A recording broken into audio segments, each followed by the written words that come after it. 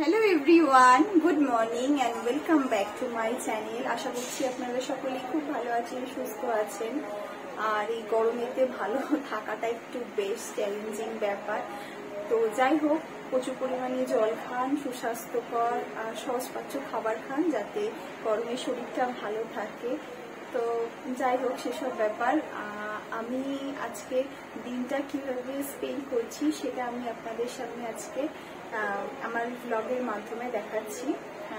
একটু অনুরোধ করব যাতে পুরো ব্লগটা আমার দেখবেন, আর যদি ভালো লাগে তো একটা লাইক করে দেবেন। তো চলুন ব্লগটা শুরু করা যায়।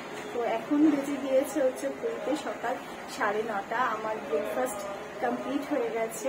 তো আমি এখন লাঞ্চের জন্য প্রিপারেশন করছি। তো কি প্রিপারেশন করছি লাঞ্চের জন্য সেটা আমি আপনাদের সাথে শেয়ার করছি। চলুন তো দেখা যাক।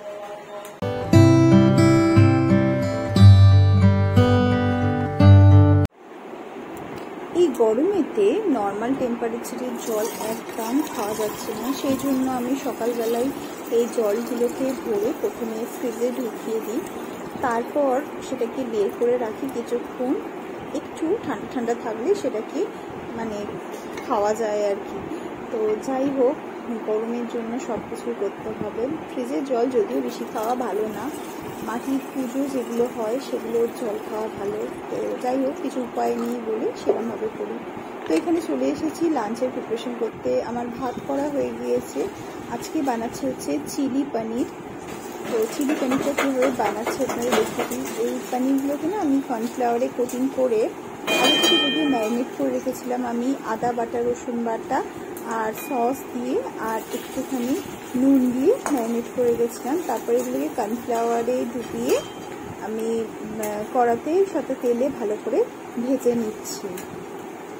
কড়াইতে সাদা তেল দিয়ে ওর মধ্যে রসুন কুচি আর আদা কুচি দিয়ে খুব ভালোভাবে ভেজে নিয়েছি। আর ভেজে নিয়ে এখানে কেটে রাখা ওই পেঁয়াজগুলোকে দিয়ে খুব ভালোভাবে ভেজে নিচ্ছি।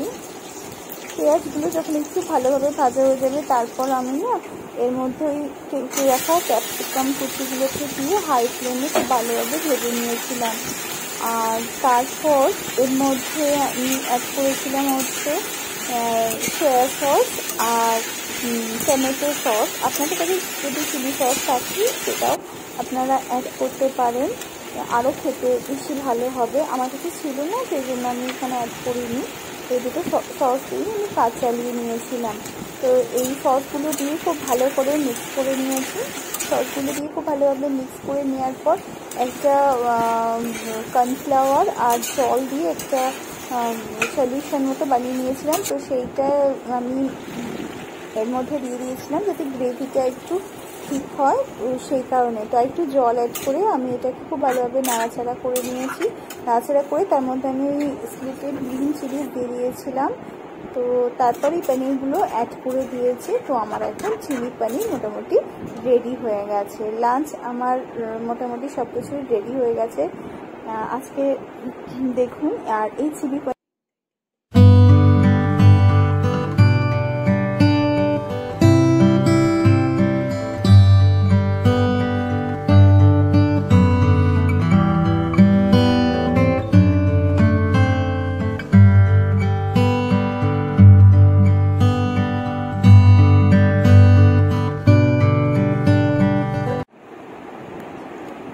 আমি এখন লাঞ্চ করতে বসেছি। লাঞ্চে ছিল হচ্ছে প্রথম পাতে উচ্ছে আলু সেদ্ধ, পেঁয়াজ নুন তেল দিয়ে মাখা, স্যালাড আর একটু আলু সেদ্ধ ছিল, আর ছিল হচ্ছে টকের ডাল আর হচ্ছে ওই চিলি পনিরটা।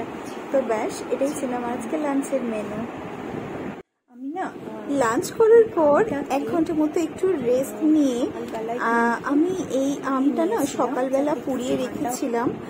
তো এখন আম পোড়ার শরবত খেতে কিন্তু বেশ ভালো লাগছে, যেহেতু এতটাই গরম পড়েছে।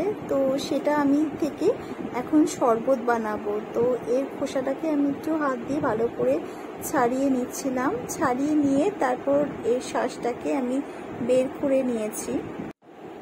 এবার না ওই ব্লেন্ডারের মধ্যে ওই আমের শাঁসটা দিয়ে তারপর হচ্ছে একটু ফ্রেশ পুদিনা পাতা দিয়েছিলাম। আর একটু ভাজা মশলা দিয়েছিলাম, মানে হচ্ছে ওই জিরে, রোস্টের জিরেটাকে নিয়ে সেটাকে গুঁড়িয়ে রেখেছিলাম, তো সেটাই দিয়ে দিয়েছিলাম। আর তার সাথে আমি চিনিটা যেহেতু অ্যাভয়েড করেছিলাম, তো সেহেতু এখানে একটু বাতাসা দিয়েছিলাম, গুড়ের বাতাসা যেটা হয়।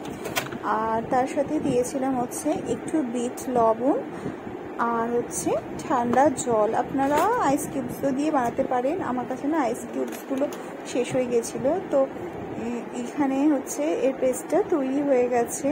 তো এটার সাথে কিন্তু আমি আরও পরিমাণে জল মিশিয়েছিলাম, মানে একদম ঠান্ডা জল যেটাকে বলে। আর খেতে না দুর্দান্ত হয়েছিল, কি বলবো, অসাধারণ কিন্তু খেতে হয়েছিল আমপুরো শরবতটা। এখন তো গরমকালে যত ইচ্ছা শরবত, ফল, দই এগুলোই খেতে ইচ্ছা করছে। ভাত রুটি তো খুব একটা খেতে ইচ্ছা করছে না এখন, কিন্তু যাই হোক তা সত্ত্বেও কিন্তু খেতে হবে, কিছু করার নেই। তো এইটা গ্লাসের মধ্যে এরকমভাবে ঢেলে এরপর থেকে না একটুখানি রোস্টেড ওই জিরে গুঁড়ো দিয়ে দিলে কিন্তু বেশ সুন্দর লাগে খেতে। তো যাই হোক,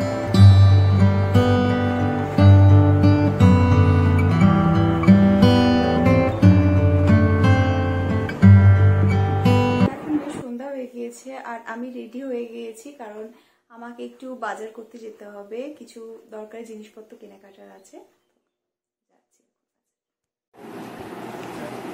তো বাজার থেকে এই সব কিছু জিনিসপত্র আনা ছিল। তো একটা নতুন রেসিপির জন্য এইটা আমি করেছিলাম। তো এই পান কুলফির রেসিপিটা আমার শর্টসে আপলোড করা আছে, যদি না দেখতে থাকেন দেখে নিতে পারেন। খেতে কিন্তু বেশ সুন্দর হয়েছিল। যাই হোক, আজকের ব্লগটা যদি ভালো লাগে একটু লাইক করবেন আর আমার চ্যানেলটিকে সাবস্ক্রাইব করে দেবেন। বাই।